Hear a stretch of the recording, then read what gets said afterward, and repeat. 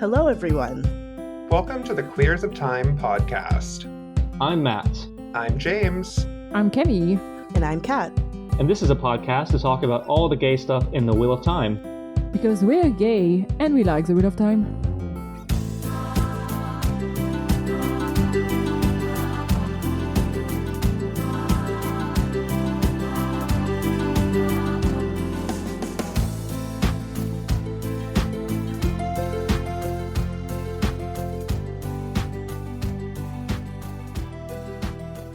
Anyway, welcome to this episode of Queers of Time. We're going to be doing part 2 of our Major Arcana as Wheel of Time characters. We have, let me see here, 1, 2, 3, 4, 5, 6, 7, 8, 9, 10 left. We went a little over half last time, but these are more complicated in my mind, I think. I think the second half of the Major Arcana are less esoteric, straightforward. Yes. Yeah.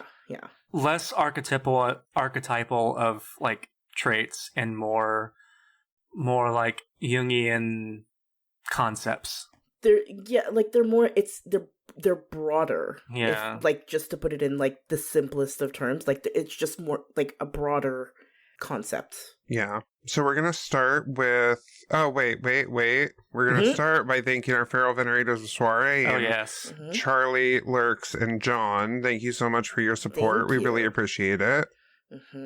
Anyway, we don't have Camille for this episode. It's Matt, Kat, and I, James. But yeah, we're going to go ahead and continue with the Hanged Man, which represents pause, surrender, letting go, new perspectives, sacrifice, release, martyrdom, a whole bunch of fun things. And he is hung, too.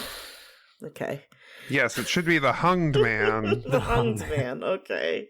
Oh, boy. Who's that warder that was hitting on Gawain? I don't know. Oh, what's his name? I don't know. Oh, my God. I can't remember his name now. Him. I've put him forward. That works. Because I don't have anyone here. I struggled with this one. Reading it, I like Rand for it, but I put Rand somewhere else. Yeah.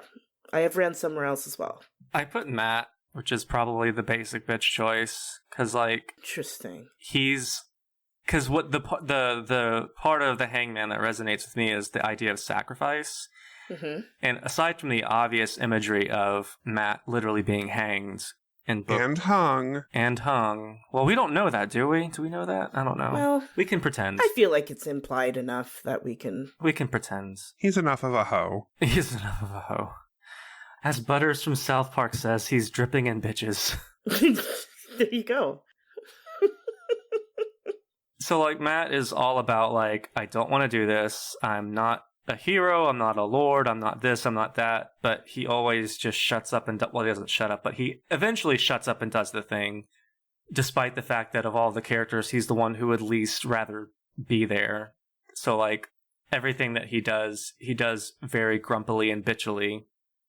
And I think it is a sacrifice. Like, everything that he does for the world is a sacrifice. He puts his own... I mean, for God's sakes, he marries a slaver. I mean, how much? I mean, what kind of... Anyways. But yeah, that's why I think Matt, because, you know, and reversed, the Hanged Man is, it's about, like, resisting your duties, or essentially being stalled with indecision, or resisting what you have to do, and that's also Matt. So I'm putting Matt as the Hanged Man. I mean, that works. Yeah. I was, so, like, just thinking about it now, and I have her somewhere else. We already talked about this, but, like, Nynaeve kind of makes a kind of sense. I'm thinking specifically about her relationship to Saidar and channeling and the White Tower. Like, that's specifically that aspect of her, of who she is, because she spends a lot of the series fighting against... does she want to be an Aes Sedai? Does she not want to be an Aes Sedai? Does she want to channel? Does she not want to channel? And that's, you know, that's her surrendering, and finally being able to break through her block is, like, a significant and iconic moment in the entire series. I don't know that it applies to her as an entire person, but, like, that side of her, at least, I can kind of see it. Yeah, I can see that for Nynaeve. Yeah, there's not really a lot of good ones in the Wheel of Time for the Hanged Man, I don't think. no one really represents that archetype of really like martyrdom and surrender and yeah. Like this, I feel like Strider, like Aragorn, is a good hanged man. Yeah. Like he's obviously different series, but yeah. Yes, Aragorn is a great hanged man. Yeah. Yeah. Next we have death, which represents endings, change, transformation, transition, beginnings, and metamorphosis. I'm curious to hear your thoughts on it, because I had someone interesting for it. I have someone interesting too. Okay. I have Swan. Interesting. I have Swan, and the reason that Swan, I kind of landed on her, is there's we see two very distinct versions of Swan. There's the Swan before she was stilled, and then the Swan after she was stilled, and then brought back, but she's still lesser. Yeah. Yes, exactly. And she's her purpose and function is different after. And I don't know, like I think that was kind of, the stilling was like, it's a death, basically. Like it's a part of her died with that. And so a part of her purpose, a part of what she was driving towards, like the overall goal, obviously, is to, see the Dragon Reborn through to the last battle and all of that. But I feel like her motivations do a pretty drastic shift. And she kind of switches to that new track really seamlessly. Like she really does become kind of a different character almost, but still her. And so I don't know, like it felt, her journey feels like a kind of rebirth in a way, especially the way that she was able to shift focus so seamlessly, from being the Amerlin seat to helping this young girl from the Two Rivers, from this random small village, become the new Amerlin seat, and helping to guide her on that path and everything like that. I don't know. It makes sense in my head. I don't know if it makes sense how I'm explaining it. Yeah, I think that makes sense. I like it. I like it a lot. Who do you have? I'm curious now. I have Padan Fain for this. Interesting. I do like that. I have Padan Fain just because he goes through so many transformations and literally like endings and kind of beginnings, and I don't know, I think death, well, not like, I know it's a good card in tarot, it's not like all spooky and stuff, but still when I think of death I think of Padan Fain. Sure. So yeah. I'm going for a wild card here. Ooh. Rand. I mean, yeah. I'm going with Rand because, first, for our listeners, the death card is very misunderstood. It's like James said, it's usually a positive card. It can be a bad card, but it essentially, so from our super arcane source called Biddy Tarot, essentially the death card symbolizes the end of a major phase of your life that you realize is no longer serving you, or that you can no longer be a part of, and opening up to the possibility of something more valuable and essential. You close one door, one life dies, another opens. You have to put the past behind you and part ways with it and embrace new opportunities and possibilities. If you resist these necessary changes, you experience pain emotionally and physically. But if you embrace it, you allow more constructive patterns to emerge. And also, the symbolism of death is the skeleton on a pale rider who is above several figures, including peasants, priests, and kings, which is because death is above everything. Death happens to everyone. Death is inevitable. And in this turning of the wheel, the Dragon Reborn is inevitable. He is above everybody, and he is above all nations. So, he's the great equalizer in a way, in the way that death is. So that's why I decided on Rand. Yeah. I mean, that makes sense to me. Yeah. That works. Death Twink. Yeah. I'm surprised none of us chose Moradin, who is literally I know, but it's very obvious. It's very obvious, and it also doesn't, it fits, I mean, if you're thinking about it literally, then yeah, he's a very obvious choice. But I feel like there's a lot more of a depth to the death card, I think. Mm-hmm. Yeah. It's, it represents, so not too long before my partner and I started seriously talking about moving in together, I was pulling the death card all the time. Mm-hmm. All the time. And I couldn't figure out why. And then, months later, I was like, interesting. Interesting. That is interesting. So next we have temperance, which represents balance, moderation, purpose, and patience. And Matt and I, before we started recording, we were like, no one in the Wheel of Time. Like, can you imagine somebody saying with a straight face that Elaine Tricand represents the idea of balance and restraint? Wild. Truly wild. Like all those baths in the wine. And listen, I love Elaine. Elaine's great, but So did you guys don't have anyone? I do. I thought of one. I don't have anybody for temperance.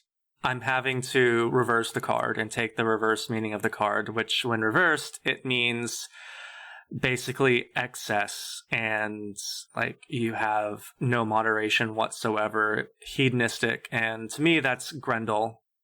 So interesting. Grendel is temperance reversed for me because, I mean, it doesn't get more hedonistic and excessive and unhinged and imbalanced than Grendel. See, I have Grendel somewhere else. That's fine. I do too. I have Grendel somewhere else, but like that's interesting. Yeah, I mean that works too. Oh shit! Yeah. Oh, I might have to put Grendel. There's I another. was gonna say you might want to. We want to wait one moment. More. 1 minute. I have Perrin here for temperance actually. Oh, okay. Perrin is a decent choice for this.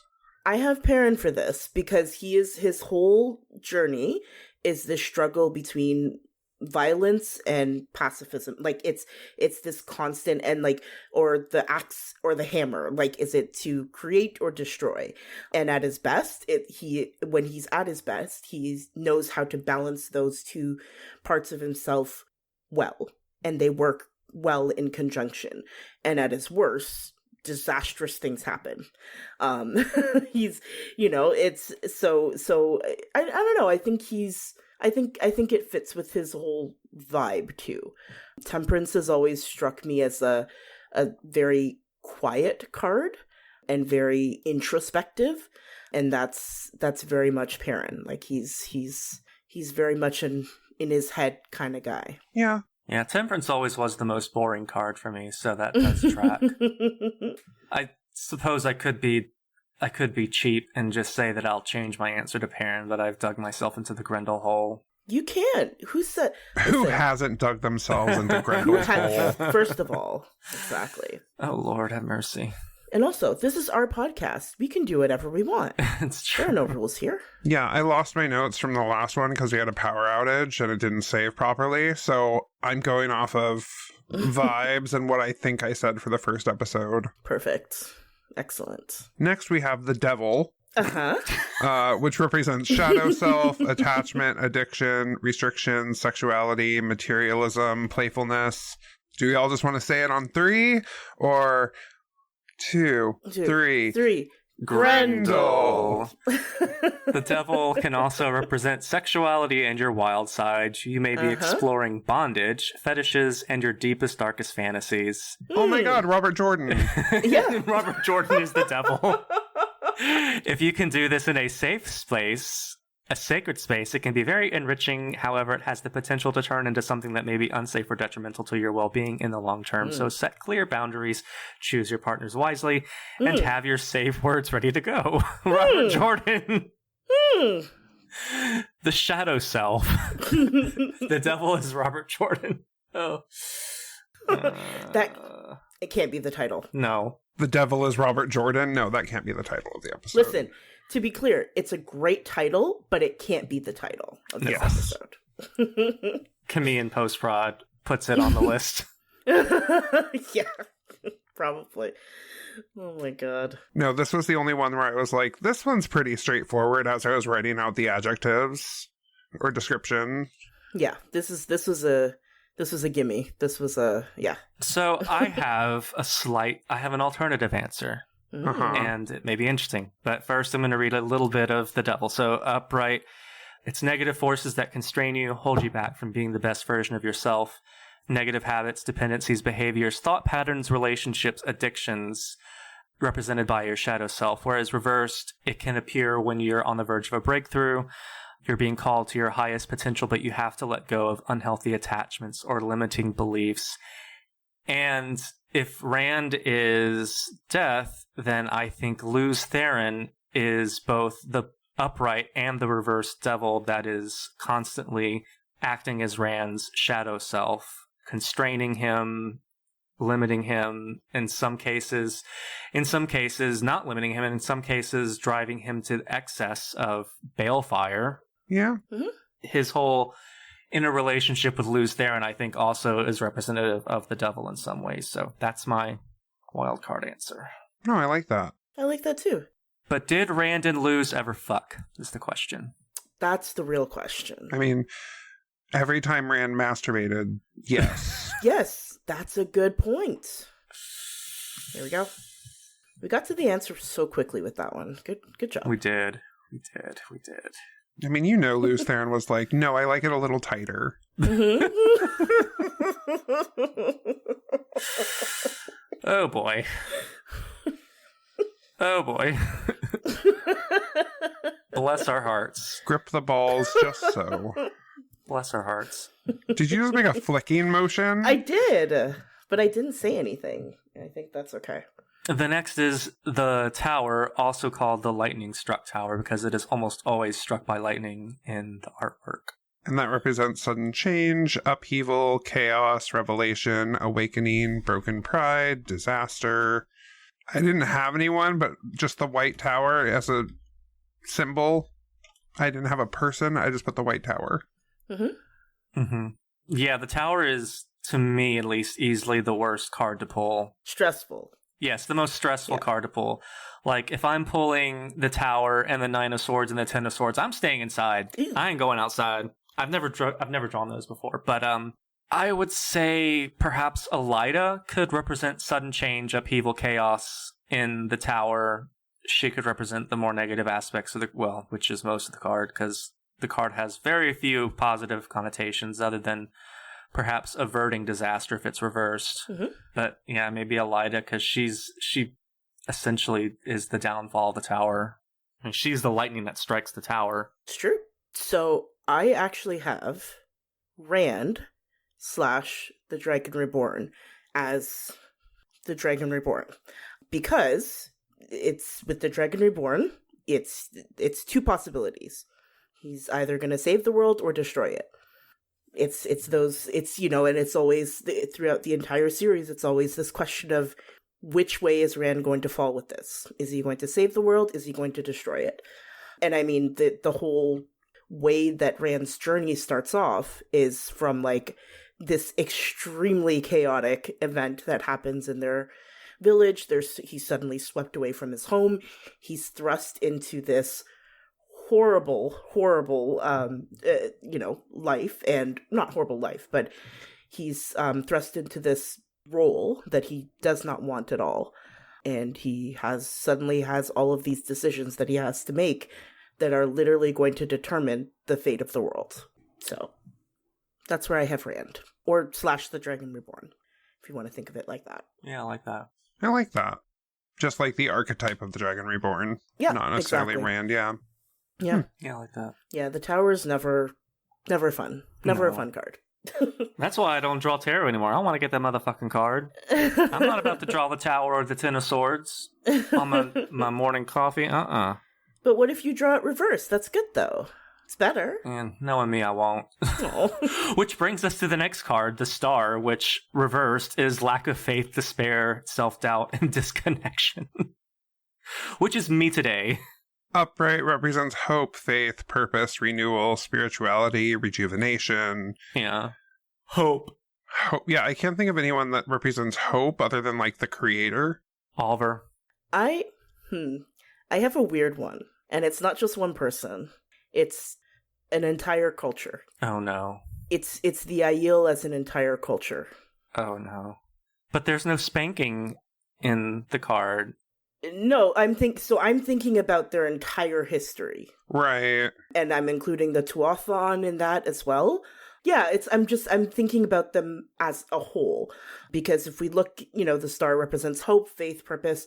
Before, in the third age, right? No, we're in the third age now. The Age of Legends, thank you. Uh-huh. In the Age of Legends, they had this purpose. They had this very specific purpose and something that they were devoted to. And since the breaking of the world, they've separated. They have different paths, like literally different paths that they're following, and very opposed paths that they're following. And just, it's, I know that we rag on the Aiel a lot on the podcast, and it's deserved. It is absolutely deserved. They do some shit, but I don't know. Like, I think you especially see it with the Tuathon.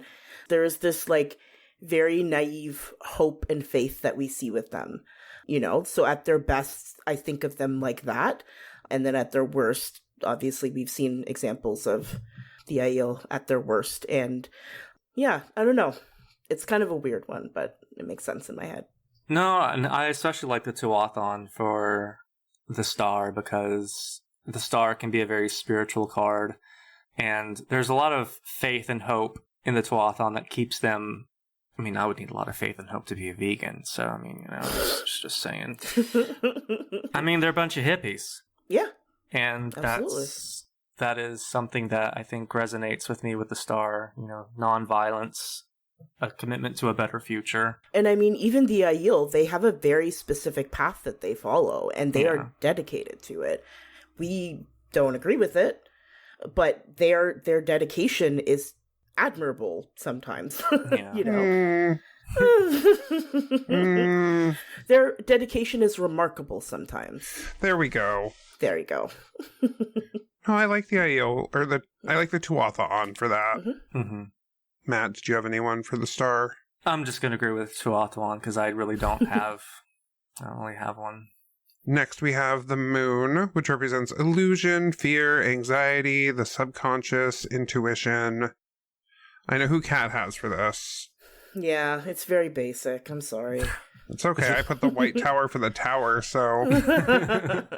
So, Kat, do you want to go? I chose Lanfear. I mean, it fits, though. I was also going to choose Lanfear. It fits. I mean, Yeah. I think it makes sense. It fits with her, like her whole vibe, her whole sort of the way that she operates and navigates and preys on people, on one particular person specifically. I mean, who can blame her? I mean, well, okay. Yes. Yeah, I like the intuition thing, because she's still alive at the end of the series, and she intuited that Perrin needed to pretend to kill her. Mm-hmm. Yeah, she's resilient. It's her and Cher that are going to be alive at the end of the world. At the end of all time.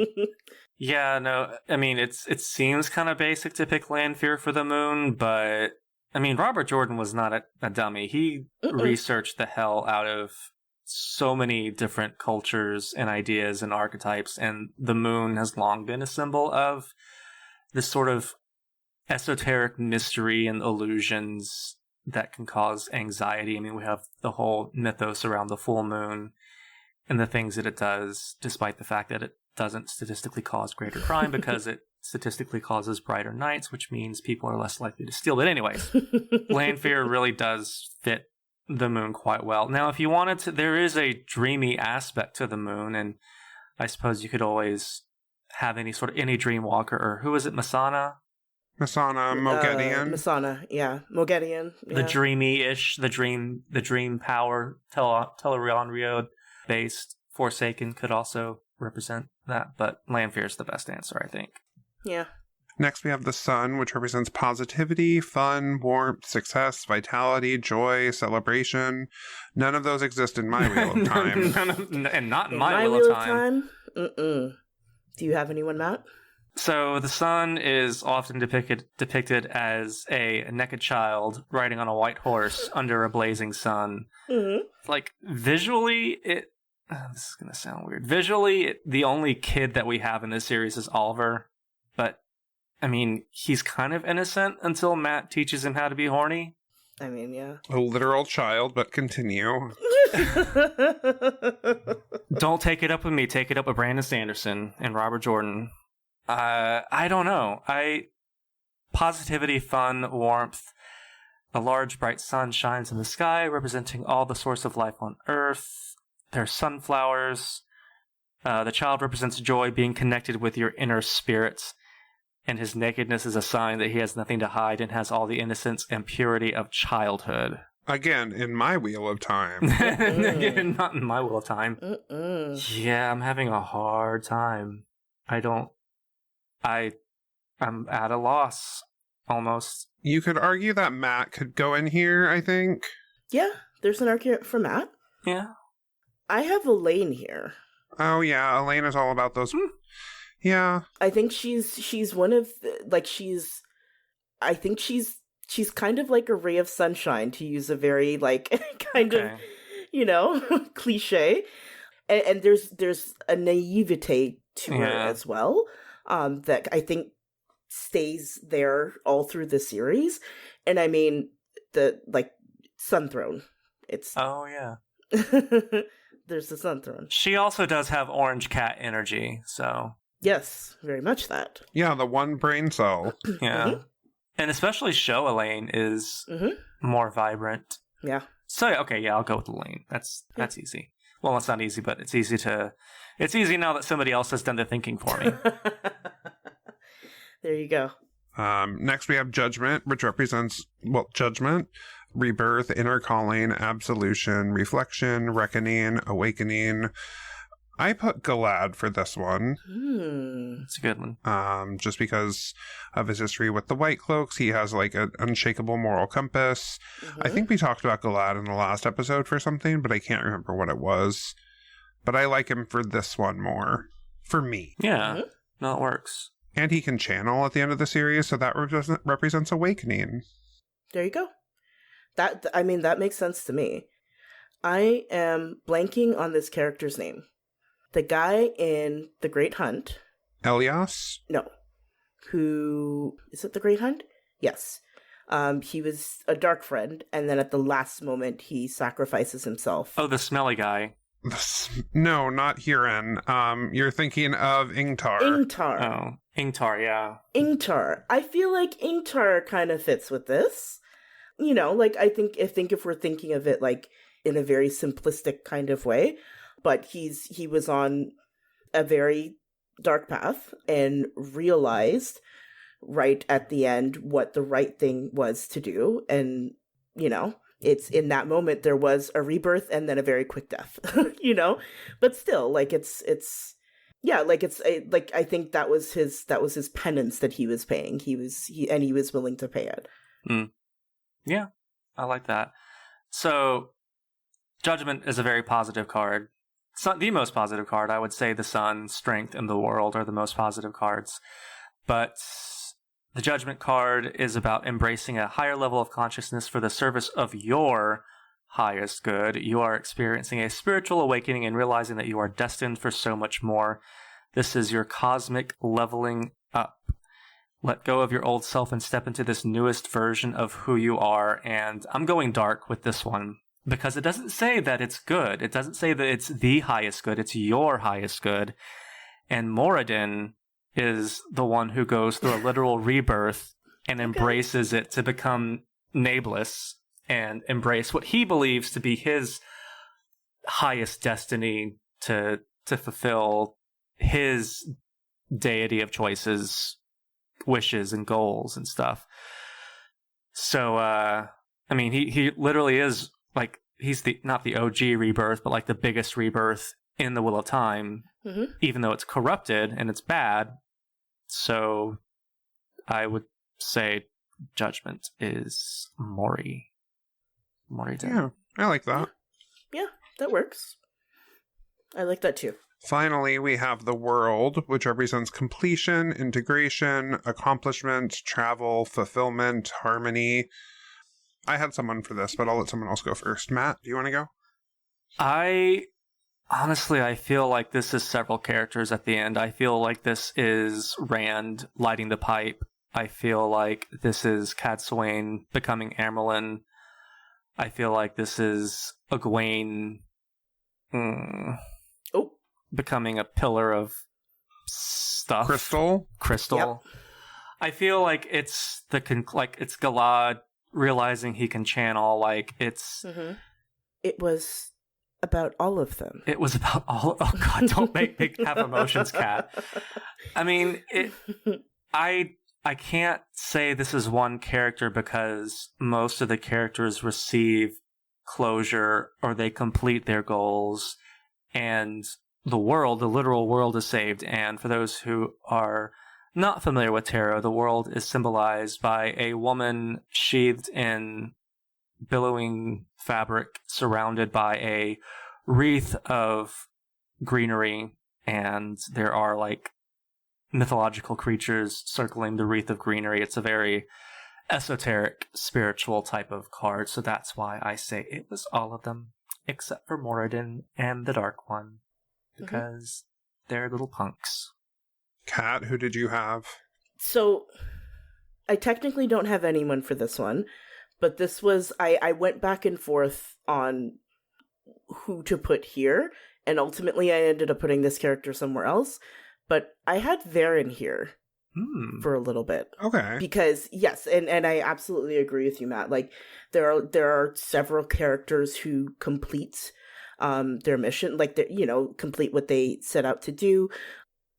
I feel like, though, Varen's complete, like, what Varen does at the end of her life is, like, game-changing. It changes, yeah, I think it's game-changing. Yeah. And also just, like, I don't know, like, it's such an iconic moment, and it really is, it's a full, like, I don't know, it's a full summation of all of the stuff that Varen has been doing that we haven't been seeing her do, but she's been working at behind the scenes all of this time. And, I mean, yeah, it's game-changing. I think it's a really good example of someone setting out to accomplish this monumental task, an extraordinarily dangerous task, and not just doing it, but doing it without being caught too. Like she is the example of success. Like Varen, she was able to keep everything that she did undercover and was able to get all of this information over to Egwene. And then at the end, she was like, okay, I'm going out on my terms. Goodbye. Bye, motherfuckers. Yeah. Yeah, poor Varen. I love Varen. She deserved better. I mean, she's a badass, but... Do you guys think people made yoni eggs out of Egwene? Oh my god. I'm sorry, the what now? Do you think that, like, Egwene's crystal became, like, a collector's item? Probably. And the question I asked was, do you think people made yoni eggs out of them? So this is the thing, because you said it, and then Matt was like, what? And what then you the fuck is it? Oh my god. Do you think that people made collector's items? They put it where? Holy sh... Think twice before Jesus putting a Christ. yoni egg in your vagina. Yeah. I mean, maybe Gowan... No, he's dead. But Gowan, if he was alive, probably uses Egwene's... No, this is bad. No, not finishing any of this. When we mentioned crystal, I was like, what kind of crystal did Egwene turn into? And then I'm like, would it be yoni egg safe? Oh my god. Would it be body safe? That's a good question. We should do some research into that. I think it's just like diamond. I don't know. I assume so, yeah. Who the hell puts a rock up their cooter? Lots of people do. Lots of people do, Matt. People put all kinds of things. They're good for Kegels. Miss Puss don't need that. She needs tender Sometimes loving... Miss Puss do. Sometimes she does. She needs a pounding from No, things, sometimes she not- needs... No! She needs the opposite of a It's a pounding. rock. I was gonna It is say, a it's rock. opposite times. It is a rock. Yeah. I mean, it can be like silicone. It can be something else. Sometimes you gotta How... tighten up your does pelvic it- floor. Oh, good. This is the episode where Matt learns about yoni eggs. Yeah. The things, so I learned about that, and I learned about this type of massage where you pay somebody to not touch you. They just sort of run their hands over you. Reiki? Yeah. Oh, yeah. Yeah. It's like, Look, I'm not here. If you want to spend the money on the things, I mean, look, I'm not judging you. I'm not kink shaming. I know, it kind of sounds like you are, Matt. It kind of sounds like you yeah, I'm judging. Anyway, for the world, I had Jane Farstrider. Oh, that's a good one. Oh, that is a good one. That's a good one. Just because, like, the only reason I don't like him is because he's a very minor character, but, and the world seems like a very major character card. But Jane Farstrider has, like, done everything. He's living the end of his life. He finishes his journey in a heroic way, which is the way that he lived. And he traveled a whole bunch. And he seems fairly fulfilled with the way that he lived his life. So, yeah, that's a good one. Putting rocks in the pussies, I cannot believe. I knew that Matt was still thinking about it. I knew that he I'm was sorry, I can't. Like, I have this cute little egg thing that my friend in Japan gave to me that's supposed to be about New Year's wishes, and I can't imagine. Are you sure that's what it's supposed to be about? Yes, and I can't imagine anyone putting it up their kibbles and bits. Well, are you sure that's not what it was made for? That's what I'm saying. No, because it has a little... it has... Oh, it has a face. It has a face. That doesn't mean anything, though. You put a little black dot on the other eye when your wish comes true. Oh, that's cute. Yes. That's very sweet. It's wholesome, unlike pussy eggs. Which is also wholesome. And it's we're talking about different kinds of holes here. All right, well, thank you so much for listening to this episode of The Queers of Time. You can find us on Discord, on Twitter for now, on Blue Sky, Tumblr, all of the fun places. We also have a Patreon if you want to follow us there. You can subscribe to our Patreon to get early access to episodes, get a shout out on the episodes, and support us financially, which would be awesome. And yeah, we appreciate all of our patrons and all of our listeners. So thank you so much for listening. Thank you. Thank you. Bye. Bye. Thank you all for listening. This was Queers of Time, a Wheel of Time podcast. The music is Dance of the Witches by Julius H.